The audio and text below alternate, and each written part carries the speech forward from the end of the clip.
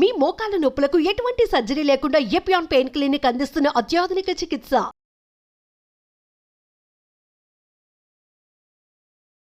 నమస్తే, welcome to Suman TV. రాత్రింబవళ్ళు ఎక్కువగా పనిచేయడం, ఏసీ రూముల్లోనే ఎక్కువగా ఉండటం, ఇన్స్టెంట్ ఫుడ్. సో మన లైఫ్ స్టైల్ అనేది అప్గ్రేడ్ అవుతున్న కొద్దీ మన బాడీలో ఉన్నటువంటి ఎసెన్షియల్ వైటమిన్స్ ఏవైతే ఉన్నాయో అవి డౌన్గ్రేడ్ అవుతూ వస్తున్నాయా, ఇది మనం క్వశ్చన్ చేసుకోవాలి. మనం పైకి చాలా హెల్తీగా కనిపిస్తున్నప్పటికీ కూడా మన బాడీలో ఉన్నటువంటి వైటమిన్ డి కావచ్చు, B12 ఇలాంటి వైటమిన్ డెఫిషియన్సీ వల్ల కూడా మన బాడీలో ఉన్నటువంటి పార్ట్స్ కావచ్చు, సో ఇవన్నీ కూడా కుంగదీయపడుతున్నాయా. సో చాలామందికి తెలియని విషయం ఇది, మనకి ఎలాంటి డెఫిషియన్సీ ఉంది ఏంటి అనేది. సో మనకి జుట్టు రాలిపోతుంది అని అంటే చాలామంది మనకి వైటమిన్ డెఫిషియన్సీ ఉందని తెలియకుండానే దానికి సంబంధించినటువంటి షాంపూస్ అన్నీ కూడా చేంజ్ చేస్తూ ఉంటుంటారు. సో ఈ వైటమిన్ డి కావచ్చు, B12 కావచ్చు, మన ఇండియన్స్లోని ఈ మధ్యకాలంలో ఎక్కువగా మనం చూస్తున్నాము ఈ డెఫిషియన్సీ. ఎందుకు, సో దీనికి ఎటువంటి జాగ్రత్తలు తీసుకోవాలి, ఈ విషయాలన్నీ అడిగి తెలుసుకుందాం. మనతో పాటు ఉన్నారు జనరల్ ఫిజిషియన్ డాక్టర్ దిలీప్ గారు from Yashoda hospital, Somajiguda. Hello sir. Hello sir, vitamin D deficiency ఎక్కువగా వినిపిస్తుంది, అందులోనూ ఈ 5-10 ఇయర్స్ నుంచి బాగా ఎక్కువగా వింటున్నాం.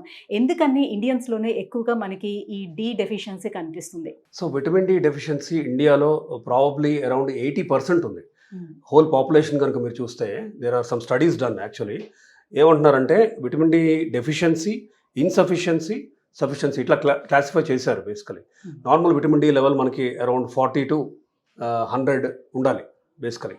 కానీ మేము health checks, annual health checks అవి చూస్తూ ఉంటాం ఆల్మోస్ట్ ఫ్రైడేస్ అండ్ సాటర్డేస్. మీరు నంబర్ 3, 5, 10 ఇలా చూస్తూ ఉంటాం. ఎక్కడ 50, 40, ఎక్కడ 5, 10. సో చాలా చాలా తీవ్రమైన విటమిన్ డి డెఫిషియన్సీ అనేది కంట్రీలో ఇన్ఫ్యాక్ట్ వెరీ కామన్గా 9 out of 10 or 8 out of 10 patients మనం చూస్తున్నాం. సో దీనికి రకరకాల కారణాలు. ఒకటి అర్బనైజేషన్, ఒకటి ఇన్ఫ్యాక్ట్ రూరల్గా చూసినా కూడా విలేజెస్ నుంచి వచ్చిన వాళ్ళలో కూడా విటమిన్ డి డెఫిషియన్సీ చూస్తున్నాం. సో ఇది first of all sun exposure అనేది బాగా డ్రాస్టిక్గా తగ్గిపోయింది మనందరికీ. Because of our 9 to 5 jobs అవ్వచ్చు, మన హ్యాబిటేట్స్ కానీ, అంటే హౌ వీఆర్, మన బిహేవియర్స్ ఓవరాల్గా మీరు చూసుకున్నా కూడా ఆల్వేస్ ఇండోర్సే ఉంటున్నాం మనం. అండ్ డైట్లో కూడా డ్రాస్టిక్గా ఇప్పుడు అంతకుముందు విలేజెస్లో ఉండే ఫ్రెష్ మిల్క్ అవ్వచ్చు, అది ఆల్రెడీ ఫోర్టిఫైడ్, అంటే విటమిన్ డి ఆల్రెడీ సఫిషియెంట్ ఉంటుంది. దాన్ని మనం బాగా 2% ఫ్యాట్ మిల్క్ లాగా తీసుకుంటున్నాము. అంటే బాగా ఫ్యాట్ తగ్గించినప్పుడు ఆబ్వియస్లీ విటమిన్ డి కూడా దాని నుంచి తగ్గుతుంది. సో ఓవరాల్గా సన్ ఎక్స్పోజరే కాదు, then vitamin D in foods కానీ, దెర్ ఆర్ మల్టిపుల్ కారణాలు బేసికలీ విటమిన్ డి వైజ్ ఎందుకు తగ్గుతుంది. Then somehow this obsession with fair skin ఒకటి, అంటే ట్యాన్ అవ్వకూడదు అని ఒక రకమైన some kind of mindset ఒకటి. సో ఇలా ఒక కారణం కాదు, ప్రాబ్లీ అట్లీస్ట్ 7-8 కారణాలు ఉన్నాయి. దీనివల్ల ఇన్ఫ్యాక్ట్ అలార్మింగ్ లెవెల్స్ ఆఫ్ లో విటమిన్ డి అనేది ఇండియన్ పాపులేషన్లో ఎస్పెషల్లీ మనం చూస్తున్నాం. అంటే ఓ 10 నిమిషాలు ఎండ్లోకి వెళ్ళి నించుంటే వైటమిన్ డి మనకి సఫిషియెంట్గా వచ్చేటట్టుగా వస్తుందా, అది సరిపోతుందా? 10 నిమిషాలు సరిపోదండి. ఇన్ఫ్యాక్ట్ యాక్చువల్గా మీరు చూస్తే 10 to 12, 10 AM to 12 PM అవ్వచ్చు, లేదు 4 to 6, 4 PM to 6 PM అవ్వచ్చు. ఈ టైం పీరియడ్స్లో we recommend ½ hour to 45 minutes. ½ hour అన్నా మీకు సన్ పడేలాగా చూసుకోవాలి.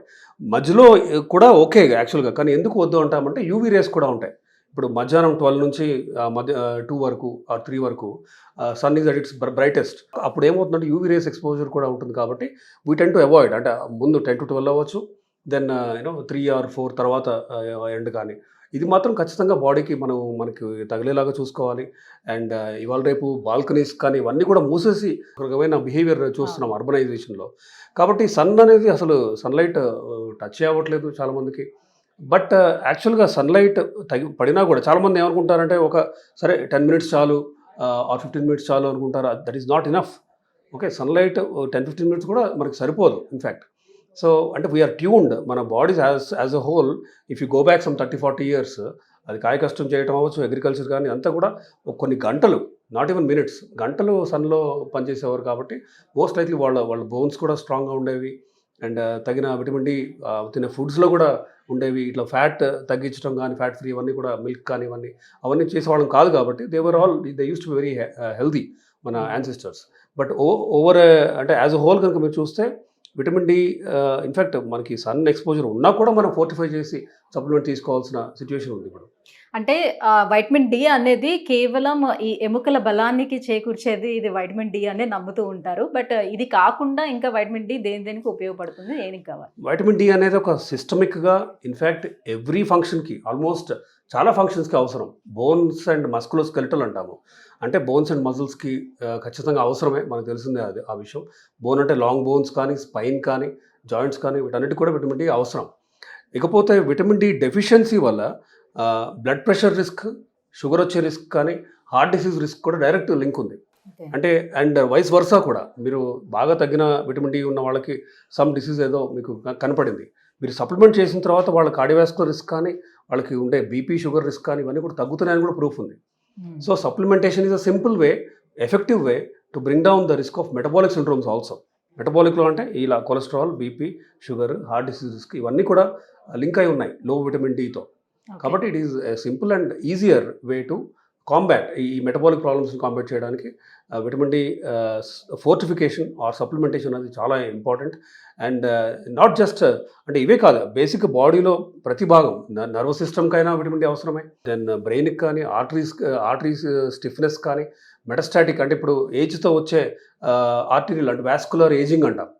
అంటే ఒక 50-year-old అతను he may feel his arteries may be like 70-year-old. Okay, age నార్మల్గా 50 ఉన్నా కూడా అది స్మోకింగ్ అవ్వచ్చు, లో విటమిన్ డి అవ్వచ్చు, ఇలా సప్లిమెంట్ చేస్తే ఆర్టరీస్లో ఉన్న ఎలాస్టిసిటీ కూడా మనం ప్రిజర్వ్ చేయొచ్చు. సో విటమిన్ డికి మల్టీ సిస్టమ్ బెనిఫిట్స్ ఉన్నాయి, నాట్ జస్ట్ బోన్స్. ఇకపోతే ఇంకా విటమిన్ B12 ఈ విషయానికి వస్తే, ప్లాంట్ బేస్డ్ ఫుడ్ తీసుకునే వాళ్ళు, వీగన్ డైట్ ఎవరైతే తీసుకుంటారో వాళ్ళలో ఎక్కువగా ఈ డెఫిషియన్సీ చూస్తాం, ఎందుకని? సో నార్మల్గా B12 levels are more in, for example egg అయినా సరే, ఎగ్ వైట్, ఎల్లో, వైట్ కంటే కూడా ఎల్లోలో ఎక్కువ B12 ఉంటుంది. దెన్ నాన్ వెజ్ ఫుడ్స్లో అన్ని రకాలు, అది వైట్ మీట్ అవ్వచ్చు, రెడ్ మీట్ అవ్వచ్చు, B12 is a very good source. అంటే వీటికి ఈ మీట్ కానీ, ఎగ్ కానీ ఇవన్నీ కూడా B12కి మంచి సోర్సెస్ ఇవి. అయితే వెజిటేరియన్ ఆర్ వేగన్ మాత్రమే తీసుకునే వాళ్ళలో ఖచ్చితంగా B12 లెవెల్స్ తక్కువ ఉంటాయి. ఎందుకంటే తీసుకునే ఫుడ్స్లో B12 it self is very less. కాబట్టి వేగన్ డైట్, వెజిటేరియన్ డైట్లోనూ తక్కువ ఉంటుంది, వేగన్ డైట్లో ఇంకా తక్కువ ఉండే ఛాన్స్ ఉంది B12. కాబట్టి especially for example cultural reasons వల్ల అవ్వచ్చు, కొంతమంది జైన్స్ కానీ వీళ్ళు ఎస్పెషలీ ఇన్ఫ్యాక్ట్ మీరు కామన్గా చూస్తుంటే 6 monthsకి ఒకసారి వీళ్ళు బ్లడ్ టెస్ట్ చేస్తూ ఉంటారు. B12 లెవెల్స్ నార్మల్గా 400 to 1000 మధ్యలో ఉండాలి, అంటే 500-600 అలా యావరేజ్గా ఉండాలి. వీళ్ళలో 100 చూస్తాం మేము, అంటే 4 రెట్లు తక్కువ అనేది కామన్గా చూస్తూ ఉంటాం. కాబట్టి again how do we help them? వీళ్ళకి విటమిన్ B12 మీరు ట్యాబ్లెట్స్ ఇస్తే అవి అబ్జార్బ్ అయ్యి, ఫర్ ఎగ్జాంపుల్ వాళ్ళ B12 లెవెల్స్ నార్మల్ అవ్వడానికి it will take long time. కాబట్టి మనం ఇంజెక్షన్స్ ఇస్తాము, వన్స్ వీక్ చొప్పున ఒక 6 ఇంజెక్షన్స్ అన్న ఇచ్చి, ప్యారలల్గా మనం ఓరల్ సప్లిమెంటేషన్ కూడా ఇస్తాం. 6 weeks తర్వాత లెవెల్స్ కనుక 400-500 వరకు వస్తే వాటిని మెయింటైన్ చేయడానికి మాత్రం మనం ట్యాబ్లెట్స్ ఇస్తే సరిపోతుంది. అంటే అందరికీ సప్లిమెంట్స్ అనేది బాడీ అబ్జర్వ్ చేసుకోదంటారా? అంటే సరిపోదు. మోస్ట్ లైక్లీ ఈ వేగన్స్ వీళ్ళకి మనం సప్లిమెంట్ ఇచ్చినా కూడా మోస్ట్ లైక్లీ ఓరల్గా అయితే సరిపోకపోవచ్చు. And if it is very low, 100-150 ఉన్నప్పుడు ఇన్ఫ్యాక్ట్ ఆర్బీసీస్ ఎఫెక్ట్ అవుతాయి, B12 బాగా తగ్గినప్పుడు నర్వ్స్ ఎఫెక్ట్ అవుతాయి, ఒక్కొక్కసారి ఇర్రివర్సిబుల్గా ఎఫెక్ట్ అవుతాయి. అంటే మీరు B12 ఒక్కొక్కసారి సప్లిమెంటేషన్ ఇచ్చినా కూడా హెల్ప్ అవ్వలేని ఒక ఇర్రివర్సిబుల్ డ్యామేజ్ జరుగుతుంది. ఈ నర్వ్స్కి కానీ, స్పైనల్ కార్డ్ అవ్వచ్చు, డోర్సల్ కాలమ్స్ కానీ, ఈ నర్వ్స్కి చుట్టూ ఉండే మైలిన్ కానీ, మైలిన్కి అసలు B12 అనేది ఆక్సిజన్ లాంటిది, చాలా చాలా ముఖ్యం. సో B12 లెవెల్ బాగా తగ్గిపోయినప్పుడు ఈ మైలిన్ షీత్ అనేది బాగా తినేసినట్టు డిమైలినేషన్కి one of the important reason B12 deficiency. Okay, so ఇంకొక పక్క అనీమియా, ఇప్పుడు రక్త కణాలు నార్మల్గా ఉండే సైజ్ కంటే పెరుగుతాయి B12 డెఫిషియన్సీలో. సో దీన్ని మెగలోబ్లాస్టిక్ అనీమియా అంటాం. సో వీళ్ళలో 8-7 హిమోగ్లోబిన్ వాళ్ళు చూస్తుంటాం, whereas normal haemoglobin level is 13-14 అన్నా ఉండాలి. సో మీరు జాగ్రత్తగా B12 లెవెల్ సప్లిమెంట్ చేయాలి. దెన్ నర్వ్స్ డ్యామేజ్ జరిగితే ఎంత మేరకు జరిగింది ఆల్రెడీ అని ఒక నర్వ్ కండక్షన్ స్టడీ లాంటివి కూడా చేయాలి. So yes, vegans and vegetarians are at high risk of B12 deficiency. And ఇది రెగ్యులర్గా వన్స్ ఇన్ 6 months అవ్వచ్చు, వన్స్ ఇన్ ఇయర్ కానీ మీరు B12 లెవెల్ చెక్ చేయాలి. అండ్ ఓరల్గా తీసుకున్నప్పుడు ఒక్కోసారి అబ్జార్ప్షన్ డిఫెక్ట్స్ ఉంటాయి. స్టమక్ ఇంటెస్టైన్స్లో కొంతమందిలో పెర్నిషియస్ అనీమియా అనే ఒక కండిషన్ ఉంది. వాళ్ళకి మీరు ఓరల్గా B12 ఇచ్చినా కూడా అబ్జర్వ్ అవ్వదు. సో వీళ్ళకి మీరు ఇంజెక్టబులే ఇవ్వాలి. ప్రాబ్లీ సమ్ పీపుల్, కొంతమందికి మీరు life time B12 supplementation injectable, అంటే మజిల్లో ఇనీషియల్గా వన్స్ వీక్ ఇచ్చి తర్వాత వన్స్ ఇన్ మంత్ అయినా సరే ఇస్తూ పోవాలి. ఇంక వేరే మార్గం ఉండదు. ఎందుకంటే అంటే ఇప్పుడు సప్లిమెంట్స్ కొంతమంది తీసుకునేటప్పుడు కొంతమందికి కాన్స్టిపేషన్ ప్రాబ్లం ఉండొచ్చు, డైజెషన్ ప్రాబ్లం ఉంటుంది, సో ఇరిటేటింగ్గా అనిపిస్తుందని అలా కూడా చాలా మంది సప్లిమెంట్స్ మాకు వద్దు ఇంజెక్షన్స్ కావాలి అని అడుగుతారు. సో అప్పుడు వాళ్ళకి కూడా సజెస్ట్ చేయొచ్చు అంటారా? ఇంజెక్టబుల్ ఎప్పుడు ఇస్తాము, దెన్ ఓరల్ సప్లిమెంట్స్ ఎప్పుడు అనేది దానికి కూడా క్లియర్ కట్ గైడ్ లైన్స్ ఉన్నాయి. Suppose for what ever reason patient మాకు ఓరల్ సప్లిమెంట్స్ వద్దు, నా స్టమక్ ఆర్ ఇంటెస్టైన్కి సూట్ అవ్వట్లేదు, నా కాన్స్టిపేషన్ వస్తుంది అనుకున్నప్పుడు ఇంజెక్టబుల్ ఇవ్వడంలో నష్టమేం లేదు. ఇన్ఫ్యాక్ట్ ఇంజెక్టబుల్ ఐఎం అంటే ఇంట్రామస్కులర్ ఇంజెక్షన్ ఇస్తే అది డిపో ప్రిపరేషన్ లాగా యాక్ట్ చేస్తుంది, వారం మొత్తం సరిపడా B12 ఇస్తుంది. ఒకసారి వన్స్ ఇన్ 2 weeks కూడా మీరు B12 లెవెల్ నార్మల్గా మెయింటైన్ చేయడానికి ఇంజెక్షన్ తీసుకోవచ్చు. సో ఇంజెక్టబుల్ తీసుకోవడం వల్ల నష్టమైతే లేదు, నో డౌట్.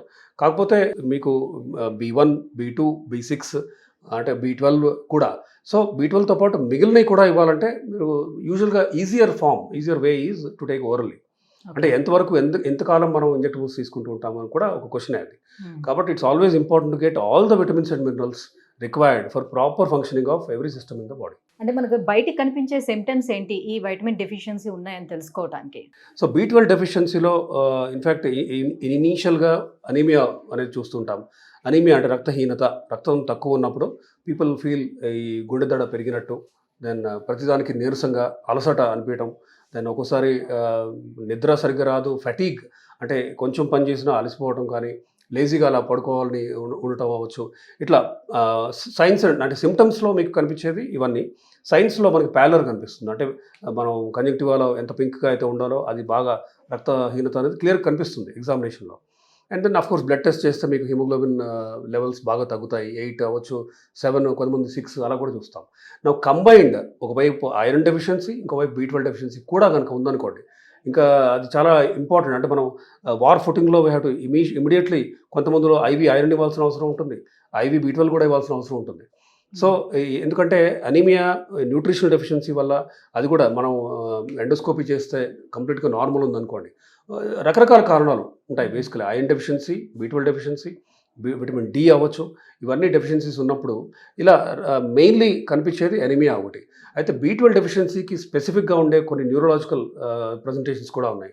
వీళ్ళకి మొద్దుబారటం కానీ, తిమ్మిర్లు, టింగ్లింగ్ నమ్నెస్ కానీ, ఆ చేతుల్లో, కాళ్ళలో అవ్వచ్చు, అరికాళ్ళలో అవ్వచ్చు, ఇలా ఇవన్నీ చూస్తుంటాం అంటే న్యూరలాజికల్గా కూడా. సో వీళ్ళలో కూడా NCS nerve conduction study test చేస్తే మనకు అర్థమవుతుంది ఇది ప్రాబ్లం ఉంది అని. యూజువల్గా డయాబెటీస్ ఉంటే కూడా అలాంటి సిమ్టమ్స్ అవి వస్తుంటాయి. సో మనం ఒకసారి ఈ B12 level or iron level, then vitamin D కానీ ఇవన్నీ చెక్ చేస్తే ఎంత తీవ్రంగా డెఫిషియన్సీ ఉందో అర్థమవుతుంది. తీవ్రత ఎక్కువ ఉంటే ఇంజెక్టబుల్ ఇవ్వాల్సిన అవసరం ఉంటుంది, లేదు అంటే ఓరల్స్కి కూడా ఇవ్వచ్చు. ఈ మధ్యన వెయిట్ లాస్ కోసం చేస్తున్నటువంటి ఇంటర్మీడియట్ ఫాస్టింగ్స్ కావచ్చు, క్రాష్ డైట్లు కావచ్చు, వీటి వల్ల కూడా వైటమిన్ డెఫిషియన్సీ ఎక్కువగా చూడొచ్చు అంటారా? ఎస్, ఎందుకంటే ఇంటర్మీడియట్ ఫాస్టింగ్లో ఒక 16 గంటలు ఏమి తినకుండా ఉంటారు. దెన్ దాన్ని ఫాస్ట్ బ్రేక్ చేసిన తర్వాత they might not eat in a healthy manner. ఒక నరిష్మెంట్ ఉండేలాగా ప్రోటీన్, విటమిన్, మినరల్స్ అందే అటువంటి ఫుడ్ వాళ్ళు ఫాస్ట్ బ్రేక్ చేసిన తర్వాత తినకపోవచ్చు. అప్పుడు ఖచ్చితంగా విటమిన్, మినరల్ డెఫిషియన్సీ వస్తాయి. కాబట్టి ఇంటర్మీడియట్ ఫాస్టింగ్ మంచిదే, చేయండి. బట్ ఆఫ్టర్ ద ఫాస్టింగ్ మీరు తినే food should be rich in vitamins and minerals, protein ఉండాలి, కార్బ్స్ అండ్ ఫ్యాట్ కొంచెం తగ్గియాలి, ఫైబర్ పెంచాలి. దెన్ హైడ్రేషన్, ఎస్పెషలీ 16 hours కనుక మీరు ఫాస్టింగ్ చేస్తున్నారు ఆర్ మోర్, మీరు హైడ్రేషన్ సరిగ్గా తీసుకోకపోతే మీకు కిడ్నీ స్టోన్స్ అవ్వచ్చు, గాల్ స్టోన్స్ కానీ, ఇవన్నీ గాల్ బ్లాడర్లో స్టోన్స్ కానీ ఇవన్నీ కూడా వచ్చే రిస్క్ ఉంటుంది. సో ఇంటర్మీడియట్ ఫాస్టింగ్ మంచిదే, బట్ ఖచ్చితంగా విటమిన్, మినరల్ సప్లిమెంటేషన్ అవసరం. న్యాచురల్ ఫుడ్స్లో మీరు egg is a very good source. Egg కానీ, మిల్క్ కానీ, గ్రీన్ లీఫీ వెజిటబుల్స్ కానీ, అన్ని రకాల ఇప్పుడు సోయా, చనా, రాజ్మా, బీన్స్ లాంటివి ఇవన్నీ కూడా సరైన బాడీకి కావాల్సిన ఐరన్ అవి ఇస్తాయి. దెన్ ఎగ్ తీసుకుంటే అఫ్కోర్స్ B12 లెవెల్స్ మంచి సఫిషియెంట్ లెవెల్లో మీరు మెయింటైన్ చేయగలుగుతారు. దెన్ వైట్ మీట్ అంటే ఫిష్ ఆర్ చికెన్ తీసుకున్నా కూడా మంచిదే, అంటే మీరు కనుక నాన్ వెజిటేరియన్ కూడా తినేట్టయితే. ఇకపోతే ఫైబర్ కంటెంట్ కూడా బాగా పెంచాలి, ఎస్పెషల్లీ ఇంటర్మీడియట్ ఫాస్టింగ్ చేసినప్పుడు. టొమాటో, క్యారెట్, కీరా, బ్రాకలీ, లెటస్, క్యాప్సికమ్, స్పినాచ్ లాంటివి కూడా తీసుకోవాలి. ఇవి తీసుకుంటే కూడా మనం విటమిన్, మినరల్స్ లెవెల్స్ కూడా సరిగ్గా ఉండేలాగా మనం చూసుకోవచ్చు. Thank you sir. Vitamin D and B12 డెఫిషియన్సీకి కారణాలు, ఆ సమస్యను ఎలా రెడ్యూస్ చేసుకోవాలనే విషయాన్ని తెలియజేసినందుకు థ్యాంక్ యూ.